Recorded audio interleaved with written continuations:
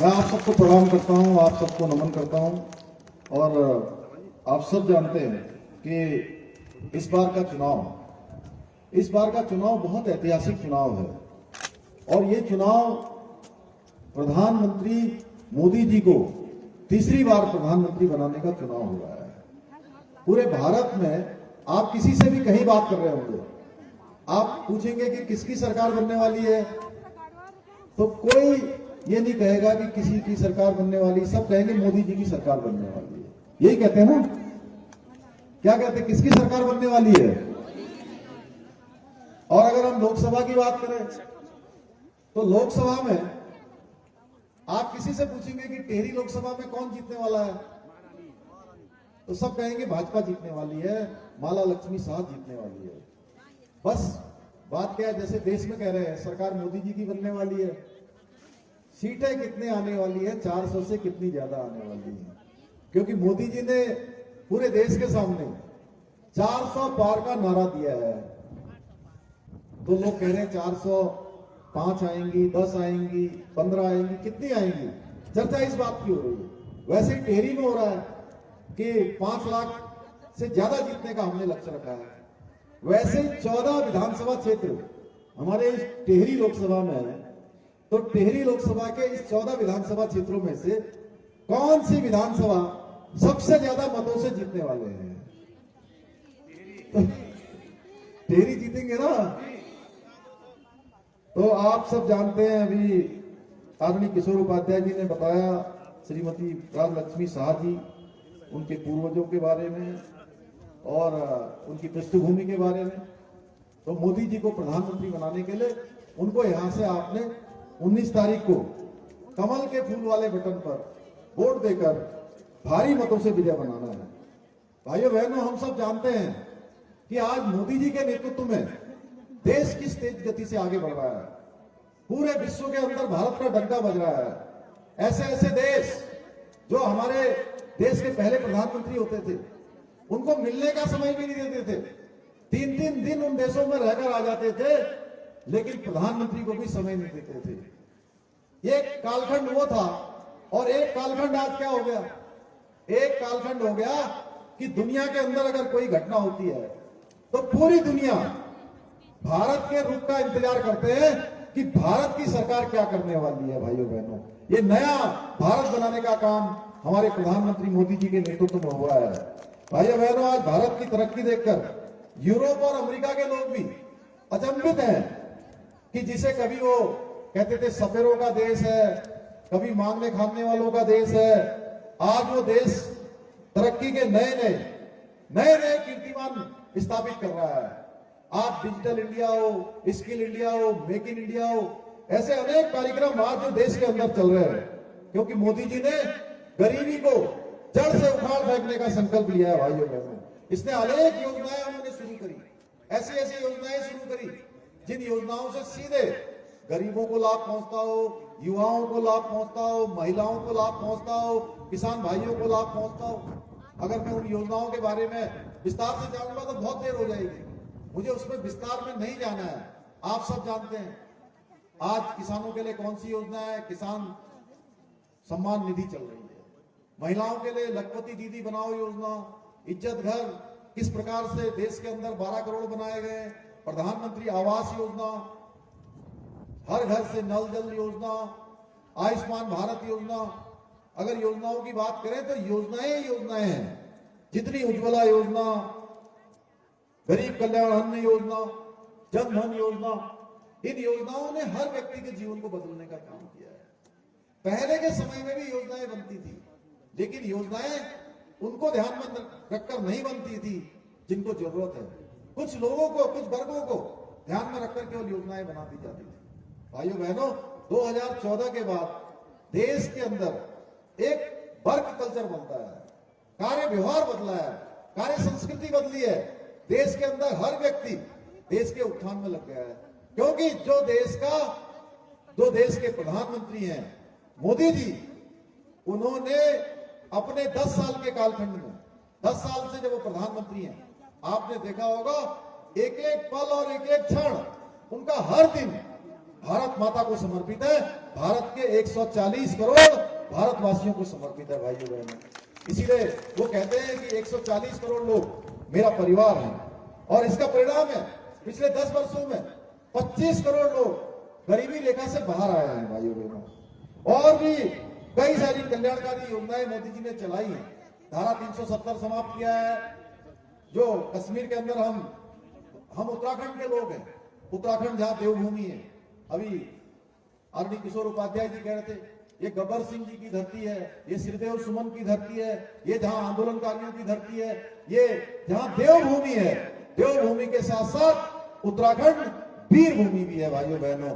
देश की सीमाओं की रक्षा के लिए हमेशा सर्वोच्च बलिदान देने का काम देवभूमि के लोगों ने हमेशा किया है। भारत की सेना में सर्वाधिक प्रतिशत हमारे उत्तराखंड का है, देवभूमि उत्तराखंड का है, इस वीर भूमि का योगदान है। उस कश्मीर के अंदर जब तक धारा 370 थी, आए दिन कोई न कोई दिन ऐसा नहीं होता था जिस दिन कोई न कोई शहादत न होती हो, कोई न कोई भारत माता की रक्षा के लिए अपना बलिदान न देता हो भाइयों बहनों। उस कश्मीर में दो प्रकार के विषय चलते थे। देश में प्रधानमंत्री अलग, वहां के प्रधानमंत्री अलग। देश में हम तिरंगा लहराते थे, वहां का तिरंगा अलग होता था भाइयों बहनों। एक प्रधान एक निशान, और वहां का जो संविधान है वो संविधान भी अलग चलता था। उस कश्मीर से देश की आजादी के बाद से 40,000 से भी ज्यादा लोगों ने अपनी शहादत दे दी उस कश्मीर को बचाने के लिए। किस प्रकार से कश्मीरी पंडितों के साथ अत्याचार हुआ, किस प्रकार से अन्याय हुआ, किस प्रकार से उनको कश्मीर छोड़ना पड़ा, ये पूरे देश ने देखा, दुनिया ने देखा, लेकिन कभी उनकी सहायता के लिए कोई आगे नहीं आ पाया। आज ये हौसला, ये हिम्मत भी किसी ने करके दिखाई, तो कश्मीर से धारा 300 समाप्त करने का काम भारत मां के लाल नरेंद्र मोदी जी ने किया भाइयों बहनों, नरेंद्र मोदी जी ने किया। 3 तलाक का कानून देश के अंदर से हटाने का काम, मुस्लिम बहनों को छुटकारा देने का काम प्रधानमंत्री मोदी जी ने किया। जो बांग्लादेश में, पाकिस्तान में, अफगानिस्तान में जो हिंदू भाई रहते हैं, बौद्ध भाई रहते हैं, ईसाई भाई रहते हैं, पारसी रहते हैं, सिख रहते हैं, उन सबको वहां जिस प्रकार से उत्पीड़न का शिकार होना पड़ता था वो हम लोगों ने आए दिन देखा। और उसके बाद उन्होंने भारत में शरणार्थी बनकर शरण ली। उनको भी जीने का अधिकार, सम्मान पूर्वक रहने का अधिकार, भारत की नागरिकता देने का अधिकार भी किसी ने किया। उनके दुख दर्द को साझा करने का काम किया, उनको मलहम लगाने का काम किया, उनके जीवन को आगे बढ़ाने का काम किया। ये काम भी मोदी जी ने किया भाइयों बहनों। इसी प्रकार से आज देश के अंदर अगर कोई दुश्मन हमारी ओर आंख उठाता है तो उसको भारत की सेना मुंहतोड़ जवाब देने का काम करती है, क्योंकि सेना का मनोबल आज ऊंचा है भाइयों बहनों। सैनिकों के लिए अच्छे हथियार मिल रहे हैं, सैनिकों को अच्छे बूट मिल रहे हैं, अच्छे उपकरण मिल रहे हैं, और कोई गोली आती है तो गोली का जवाब देने के लिए अब कोई आदेश नहीं लेना पड़ता है। गोली का जवाब गोलों से देने का काम आज भारत की सेना करती है, क्योंकि मोदी जी ने आदेश दिया है कि अगर कोई गोली आएगी तो उसके लिए कोई आदेश नहीं लेना होगा। गोली का जवाब गोलों से देने का काम भारत की सेना करेगी भाइयों बहनों। और हम सब जानते हैं, राम मंदिर एक हमारे लिए, हमारे आराध्य देव भगवान राम, हम सब चाहते थे। गली गली में घूम घूम के हम लोग नारा लगाते थे ना गोविंद, लगाते थे कि नहीं लगाते थे बताइए? कहते थे राम लला हम आएंगे, मंदिर वहीं बनाएंगे। भाइयों बहनों, जब हम कहते थे राम लला हम आएंगे, मंदिर वहीं बनाएंगे, तो कुछ लोग कहते थे कि तिथि नहीं बताएंगे। अब तिथि भी बता दी, राम मंदिर भी बना दिया। भाइयों बहनों, तिथि बताकर आमंत्रण भी दे दिया, निमंत्रण भी दे दिया कि आइए आप लोग। वो राम मंदिर में उस प्राण प्रतिष्ठा के कार्यक्रम में ससम्मान सबको बुलाया गया, लेकिन वहां कौन पहुंचता? वहां तो वही पहुंचता जिसके ऊपर भगवान राम की कृपा होती। भाइयों बहनों, वहां बुलाने न बुलाने से कोई नहीं जाता। हमको भी नहीं बुलाया गया था, लेकिन हम पहुंच गए वहां बाद में। अब विधायकों के साथ भी जाना है। हम वहां पर एक बड़ा गेस्ट हाउस भी बना रहे हैं, उत्तराखंड के लोग वहां जाएंगे। उसके लिए हमने योगी जी से जमीन मांगी और योगी जी ने हमको जमीन दे दी है। तो बड़ा एक अतिथि गृह बनेगा, उत्तराखंड के लोग वहां जाएंगे, आएंगे, रामलला के दर्शन करेंगे। एक नया राम युग लाने का काम भी, भगवान राम त्रेता युग में पैदा हुए, त्रेता के बाद द्वापर आया, द्वापर के बाद कलयुग के भी 5126 वर्ष पूरे हो गए। और इतने बड़े लंबे कालखंड के बाद फिर से देश के अंदर, दुनिया के अंदर राम युग लाने का काम भी किसी ने किया है, तो ये काम भी नरेंद्र मोदी जी ने किया है भाइयों बहनों। नरेंद्र मोदी जी के नेतृत्व में फिर से राम वहां पर प्रतिष्ठित हो गए हैं भाइयों बहनों। प्रदेश के अंदर धर्मांतरण रोकने के लिए हमने कानून बनाया है भाइयों बहनों। बहुत सारे काम हमने राज्य के अंदर किए हैं, चुनौतीपूर्ण काम। पिछले 2-2.5 वर्षों में अनेक निर्णय लिए हैं, बहुत सारे निर्णय हमने लिए, चुनौतीपूर्ण विषयों पर हम आगे बढ़े हैं। चाहे समान नागरिक संहिता की बात हो, मैं आप सबका धन्यवाद करना चाहता हूं कि आप लोगों ने इस बार उत्तराखंड के इतिहास में एक मिथक तोड़ने का काम किया, एक आपने परिपाटी बदलने का काम किया।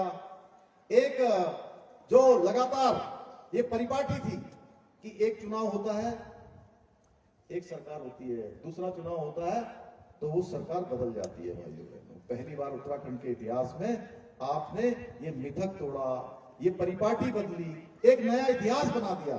और आपने यहां से भी, टेहरी से भी आपने प्रचंड समर्थन दिया। और हमने भी जो आपसे वायदे किए, हमने कहा था हम यूसीसी प्रदेश के अंदर लागू करेंगे, समान नागरिक संहिता का कानून लागू करेंगे भाइयों बहनों। और चुनाव के बाद हमने सबसे पहला कोई निर्णय लिया तो उत्तराखंड के अंदर समान नागरिक संहिता का विधेयक पारित करके आज राष्ट्रपति महोदया की भी उसमें हमको स्वीकृति प्रदान हो गई है। उन्होंने भी अपना अनुमोदन दे दिया है। उत्तराखंड पहला राज्य हो गया है, हर उत्तराखंड वासी को ये गौरव प्राप्त हो गया है कि देश आजादी के बाद उत्तराखंड के अंदर समान नागरिक संहिता, जिसकी देश के अंदर हमेशा प्रतीक्षा रही है, वो कानून उत्तराखंड के अंदर लागू हो गया है भाइयों। आज मैं देख रहा था कि अभी कांग्रेस का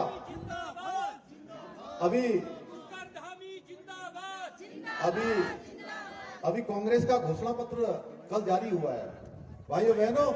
उस घोषणा पत्र में मुस्लिम पर्सनल लॉ का जो मुस्लिम पर्सनल लॉ कहता है, उन्होंने कहा है कि हम उसी के आधार पर काम करेंगे। ऐसा लगता है कि मुस्लिम लीग की जो विचारधारा है उसके सारा उनका घोषणा पत्र उसके अनुसार बनाया है। एक तरफ मोदी जी कह रहे हैं देश के अंदर तुष्टीकरण समाप्त होना चाहिए, देश के अंदर समानता का अधिकार मिलना चाहिए, सबके लिए समान कानून होना चाहिए, देश के अंदर किसी के साथ अन्याय नहीं होना चाहिए।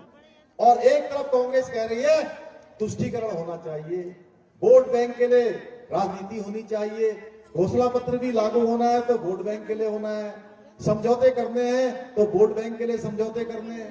तो भाइयों बहनों, ये तो हमें तय करना है कि आज हम किस तरफ जाएंगे। एक तरफ देश बनाने वाले लोग हैं, एक तरफ परिवार बढ़ाने वाले लोग हैं, परिवारवादी लोग, भ्रष्टाचारी लोग, तुष्टीकरण करने वाले लोग, और ऐसा गठबंधन बना रहे हैं। वो गठबंधन नहीं है, वो ठगबंधन है। कोई सरकार बनाने के लिए लड़ाई नहीं हो रही है, क्योंकि सबको पता है सरकार मोदी जी की बनने वाली है और जनता ने इनको नकार दिया है। फिर भी बेमेल गठबंधन कर रहे हैं अपने परिवारों को बचाने के लिए, अपनी पार्टियों को बचाने के लिए। भाइयों बहनों, अगर हम जम्मू कश्मीर से शुरू हो जाए तो ये परिवारवादी लोग ये देश पर कब्जा करना चाहते थे। ये लोग देखे, चाहे आप कश्मीर में चले जाइए, उमर अब्दुल्ला, फारूक अब्दुल्ला के बेटे, महबूबा मुफ्ती मोहम्मद की बेटी, हरियाणा आ जाइए चौटाला परिवार, उत्तर प्रदेश में आ जाइए मुलायम सिंह जी का परिवार, बिहार में चले जाइए लालू यादव, तेजस्वी यादव, राबड़ी यादव, तेज प्रताप यादव, आप महाराष्ट्र चले जाइए उद्धव ठाकरे, उनके बेटे ठाकरे, वहां केसीआर, एसीआर, डीएमके को देख लीजिए, वहां दयानिधि मारन से लेकर उनके बेटे उदयनिधि मारन तक। कितने ऐसे नाम हैं जो परिवारवाद के कारण चल रहे हैं। कांग्रेस पार्टी जिसने इस देश के अंदर 60 वर्षों तक शासन किया है, और 60 वर्षों में भी एक परिवार के लोगों ने शासन किया भाइयों बहनों। 55 सालों तक एक परिवार का शासन रहा है। देश की स्थिति क्या हुई हम सब जानते हैं भाइयों बहनों। इसलिए ये समय आ गया है कि हम सब लोगों को जो मोदी जी ने नारा दिया है, उस नारे को हमें साकार करना है भाइयों बहनों, उसमें अपना सहयोग देना है। उत्तराखंड के अंदर हमने अनेक काम किए हैं, उन कामों के बारे में मैं बहुत विस्तार से नहीं जाता हूं। आप जानते हैं हमने यहाँ नकल विरोधी कानून जो लागू किया नकल विरोधी कानून, उसके कारण से आज हमारे नौजवान युवाओं को ईमानदारी से, पारदर्शिता के आधार पर, योग्यता क्षमता के आधार पर हर भर्ती में चयन का अधिकार मिल रहा है, उनका चयन हो रहा है। इसके साथ साथ जो लोग पहले कई सालों से परीक्षाओं में बैठ रहे थे, उनका नंबर ही नहीं आ रहा था, अब एक साथ एक परीक्षा में चयन होता है, दूसरी में चयन हो जाता है, तीसरी में भी हो जाता है, चौथी में भी हो जाता है। कुछ भाई बहन तो हमको ऐसे मिले कि जिनका चयन 5 नौकरियों में एक साथ हो गया। भाइयों बहनों, आज जो ईमानदार बच्चे हैं, जो मेहनत करने वाले हैं, उनके माता पिता की जो ईमानदारी है, उनकी मेहनत है, उसका फल मिल रहा है, उनको चयन का अधिकार मिल रहा है। भाइयों बहनों, आज पिछले 2 सालों में कई हजार नियुक्तियां, पिछले 22 सालों के बराबर नियुक्तियां पिछले 2 सालों में हुई हैं। इसके साथ साथ हमने दंगा रोधी कानून यहां बनाया है। प्रदेश के अंदर अब कोई दंगा करेगा, कोई सरकारी संपत्ति को, निजी संपत्ति को नुकसान पहुंचाएगा, तो भाइयों बहनों, उससे एक नुकसान की भरपाई, एक पाई की भरपाई उसी दंगाई से सुनिश्चित की जाएगी जो दंगा करेगा, आगजनी करेगा, तोड़फोड़ करेगा। क्योंकि हमारा राज्य बहुत शांत राज्य है, यहाँ पर उपद्रव, आगजनी, तोड़फोड़, दंगा, इसका कोई स्थान नहीं है। उत्तराखंड में हल्द्वानी में कुछ लोगों ने दंगा करने का प्रयास किया, तोड़फोड़ करने का प्रयास किया, यहाँ के शांत माहौल को खराब करने का काम किया। आप सबने देखा होगा, जो दंगा करने वाले थे, उपद्रव करने वाले थे, आगजनी करने वाले थे, कानून तोड़ने वाले थे, उनके साथ कानून ने अपना काम ठोस तरीके से किया है, हमने देखा भाइयों बहनों। और निकट भविष्य में भी ये काम चलता रहेगा। लैंड जिहाद के खिलाफ हमने कार्रवाई की, हमारी महिलाओं को 30% का आरक्षण सरकारी नौकरियों में हमने सुनिश्चित किया, विधेयक लाकर इसका हमने प्रावधान कर दिया। क्योंकि मैं जहां भी जाता हूं, मेरी मातृशक्ति बड़ी संख्या में आती है। आज मैं यहां भी देख रहा हूं कि मातृशक्ति की संख्या बहुत बड़ी है। इसलिए हमने हमारे प्रदेश में मातृशक्ति के उत्सव करे, दीदी भूली उत्सव, चेली बारी उत्सव, ये उत्सव हमारी मातृशक्ति के उत्थान के उत्सव थे। भाइयों बहनों, पिछली बार दीपावली में हमने मुख्यमंत्री सशक्त बहना योजना भी प्रारंभ करी है। हमारी बहनें जो उत्पाद बनाती हैं, उनको उत्पादों को बेचने के लिए एक स्थान मिले, उनका एक स्थान हो जाए, उनका जो बनाया जाने वाला उत्पाद है आसानी से बाजार में उपलब्ध हो जाए। भाइयों बहनों, इसके लिए हमने हाउस ऑफ हिमालय जो ब्रांड है, माननीय प्रधानमंत्री जी के हाथों उसको लॉन्च करवाया है। होम स्टे को हम बढ़ा रहे हैं। आज बागवानी के क्षेत्र में, उद्यान के क्षेत्र में हमने 20,000 से भी ज्यादा पॉली हाउस बनाने का निर्णय लिया है। ऐसे अनेक काम किए हैं जिसके कारण से उत्तराखंड के अंदर रोजगार, स्वरोजगार बढ़े, हमारे स्वयं सहायता समूह बढ़े, हमारी बहनें आगे आए, अपने पैरों पर खड़े हों। पिछले दिनों हमने देहरादून में हमने इन्वेस्टर ग्लोबल समिट किया था, और उस इन्वेस्टर ग्लोबल समिट में पूरे दुनिया के 50 से भी ज्यादा देशों के लोगों ने भाग लिया है। 3,54,000 करोड़ के यहाँ उन्होंने हमारे साथ एमओयू किया है, और उसमें से 81,000 करोड़ की ग्राउंडिंग भी चालू हो गई है। और आने वाले समय में हमारे घर के बेटे बेटियों को यही प्रदेश के अंदर रोजगार के अवसर उपलब्ध होंगे। जितने भी उद्योग आ रहे हैं, जितना भी निवेश आ रहा है, हम उनको प्राथमिकता, उनको जो भी हम ईज ऑफ डूइंग की सुविधा दे रहे हैं, वो इस आधार पर दे रहे हैं कि वो कितने ज्यादा रोजगार के अवसर हमारे यहाँ सृजित कर रहे हैं। भाइयों बहनों, इसके साथ साथ मैं प्रधानमंत्री जी का धन्यवाद करना चाहता हूँ, समस्त टेहरी वासियों की तरफ से विशेष रूप से धन्यवाद करना चाहता हूँ, उत्तराखंड वासियों की तरफ से धन्यवाद करना चाहता हूँ कि इसी जिले में हमारे यही नरेंद्र नगर में G20 के एक नहीं 2 सम्मेलन हमारे को यहाँ पर आयोजित करने का अवसर प्रदान किया। भाइयों बहनों, पूरी दुनिया के लोगों ने उत्तराखंड देखा, हमारा टेहरी देखा, ऋषिकेश देखा, रामनगर देखा। ये सारे अवसर हमें प्रधानमंत्री मोदी जी के कारण से मिल रहे हैं। हम सब जानते हैं, मोदी जी के हृदय में उत्तराखंड बसता है। भाइयों बहनों, मोदी जी उत्तराखंड से प्रेम करते हैं। उत्तराखंड के किसी भी विषय को वो हर एक विश्व के मंचों पर लेते हैं। कोई महत्वपूर्ण अवसर होता है, मैंने देखा है टेहरी जनपद के वो उन्याल हमारे कृषि के क्षेत्र में माननीय प्रधानमंत्री जी ने अपना जो है उनका उल्लेख मन की बात में किया था। भाइयों बहनों, आप सबको ध्यान होगा, अनेक बार मन की बात में, अनेक कार्यक्रमों में वो उत्तराखंड को कभी स्मरण करना नहीं भूलते हैं।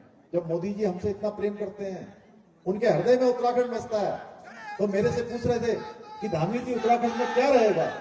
मैंने कहा उत्तराखंड में आपको 2019 से ज्यादा मत मिलेंगे, ज्यादा समर्थन मिलेगा, क्योंकि 2019 तक आपने 5 साल काम किया था, 2019 से 24 तक आपके 10 साल का कालखंड हो गया है, जिसमें 4 धाम ऑल वेदर रोड बनी है, भारतमाला प्रोजेक्ट बने हैं, अनेक काम यहाँ पर हुए हैं, हवाई सेवाएं बढ़ी हैं, तेजी से हमारे डेस्टिनेशन बढ़ रहे हैं, ऐसे अनेक काम हो रहे हैं भाइयों बहनों। जैसे हम कहें कि टेहरी को डेस्टिनेशन बनाने के रूप में तेजी से काम हो रहा है, झील में जल क्रीड़ा की गतिविधियां, अन्य गतिविधियां वहां पर शुरू हुई हैं। 7800 करोड़ रुपए की लागत से चारों ओर टेहरी बांध के रिंग रोड की प्रक्रिया गतिमान है। इसके साथ साथ टेहरी झील को पर्यटन के क्षेत्र में विकसित करने के लिए एडीबी ने लगभग 1300 करोड़ रुपए की योजनाओं के लिए फंडिंग के प्रस्ताव को भी स्वीकृति दे दी है। हम जल्दी यहाँ से जो टनल टेहरी से देहरादून की उसको जो प्रस्तावित किया उसकी डीपीआर की भी मंजूरी मिल गई है। ऐसे ही केंद्र सरकार ने टेहरी में 65 किलोमीटर सड़क बनाने के लिए करोड़ों रुपए का बजट स्वीकृत किया है। अभी हाल में ही हमने ये आचार संहिता लगने से पहले 8000 करोड़ रुपए से ज्यादा की योजनाओं का लोकार्पण शिलान्यास किया था। उसमें हमारे टेहरी की भी बहुत सारी योजनाएं हैं, अन्य भी बहुत सारी योजनाएं हमारे विधायक जी लगातार मुझे देते हैं, लगातार इसके लिए प्रयास करते हैं और बड़े विजनरी रूप से टेहरी आने वाले समय में एक बड़ा डेस्टिनेशन बनेगा, ये हमारा संकल्प है। क्योंकि माननीय प्रधानमंत्री जी के 9 रत्नों में से एक रत्न टेहरी का मास्टर प्लान भी है, टेहरी का डेस्टिनेशन भी है। भाइयों बहनों, आपको याद होगा कि 2014 से पहले का समय, उस समय जब कांग्रेस की सरकार थी देश के अंदर, हर दिन कोई घोटाला होता था, हर दिन नया घपला होता था। देश के उन सभी घोटालेबाजों ने आज गठबंधन कर लिया है, लेकिन उनका जो गठबंधन है एक तरह से वो ठग बंधन बनकर रह गया है। तुष्टीकरण और वोट बैंक की राजनीति करने वाली जो कांग्रेस है उसका सच सभी के सामने है। ये लोग भगवान श्री राम के अस्तित्व को भी नकारते रहे हैं, राम सेतु पर भी नकारात्मक बातें बोलते रहे हैं, मंदिर न बने इसके लिए सुप्रीम कोर्ट और हाई कोर्ट में लगातार पैरवी करते रहे हैं। ये लोग सनातन संस्कृति को नुकसान पहुंचाने वाले लोग हैं। ये लोग सत्ता के लालच में आकर देश को विश्व के मंचों पर बदनाम करने वाले लोग हैं। कांग्रेस ने उत्तराखंड में इसी परिवारवादी सोच को आगे बढ़ाते हुए बेटे बेटियों को टिकट देने का अभियान शुरू किया हुआ है। किसी महिला को टिकट नहीं दिया भाइयों बहनों, एक भी महिला इनके 5 प्रत्याशियों में से नहीं है। ये महिलाओं के भी विरोधी है भाइयों बहनों। इन भ्रष्टाचारियों और जो महिला विरोधी ताकतें हैं, एक बार फिर से उनको सबक सिखाने का समय आ गया है। यह चुनाव भ्रष्टाचार पर आखिरी चोट करने का चुनाव है। यह चुनाव जातिवाद और वंशवाद पर चोट करने का चुनाव है। यह चुनाव सांप्रदायिक दंगों को बढ़ावा देने वाली जो शक्तियां हैं उनको जड़ से उखाड़ फेंकने का चुनाव है। यह चुनाव आदरणीय मोदी जी के नेतृत्व में विकसित भारत बनाने का चुनाव है। यह चुनाव देश से गरीबी जड़ से खत्म करने का चुनाव है। यह चुनाव देश को विश्व शक्ति के रूप में स्थापित करने का चुनाव है। मुझे पूरा विश्वास है कि 19 तारीख को लोकसभा के चुनाव के दिन आप सब लोग बिल्कुल भी थोड़ी सी भी सुस्ती मत करना, क्योंकि ये लोकतंत्र का महायज्ञ है। इस महायज्ञ में आप सबको अपनी अपनी आहुति देनी है, क्योंकि 5 साल के लिए हम सरकार चुनने जा रहे हैं, देश का भविष्य चुनने जा रहे हैं। कहीं हम शिथिल हो गए, हमने कहा अरे सब तो वोट ही देने जा रहे हैं, सबने तो वोट देना है। वही है ना कहानी की, एक बार एक गांव में हुआ कि जी भंडारा करेंगे, सब अपने घर से दूध लेके आना। तो सबने सोचा कि सब तो दूध लाएंगे, मैं पानी डाल देता हूँ, 1 लोटा पानी डाल देता हूँ। दूसरे ने भी कहा वो तो दूध ही आ रहा होगा, 1 लोटा पानी आ जाएगा, तो इतने बड़े दूध में क्या पता लगेगा। इसलिए इस बार किसी को पानी डालने की नहीं सोचनी है। पानी डालने का मतलब घर में शिथिलता से नहीं बैठना है, सबको बताना है, नातेदारों को, रिश्तेदारों को, जानने वालों को, पहचानने वालों को, अपने फोन से भी कहना है जो दूर दराज है कि इस बार मोदी जी को प्रचंड बहुमत से विजयी बनाना है। ये हमारी बारी है और मोदी जी तीसरी बार प्रधानमंत्री बनेंगे, देश विकसित भारत की ओर आगे बढ़ेगा, एक भारत श्रेष्ठ भारत बढ़ेगा, हमारे सैनिकों का सम्मान होगा, देश की सीमाएं सुरक्षित होगी, विश्व के मंचों पर भारत का नाम होगा, विश्व में भारत का डंका बढ़ेगा और भारत आने वाले समय में विकसित भारत बनेगा। इसलिए हम सब लोग एक बार मिलकर, मैं कहूंगा आप कहेंगे 400 बार, मैं कहूंगा अब की बार आप कहेंगे 400 बार, अब की बार, अब की बार। बहुत बहुत धन्यवाद। जय हिंद, जय भारत, जय उत्तराखंड, भारत माता की।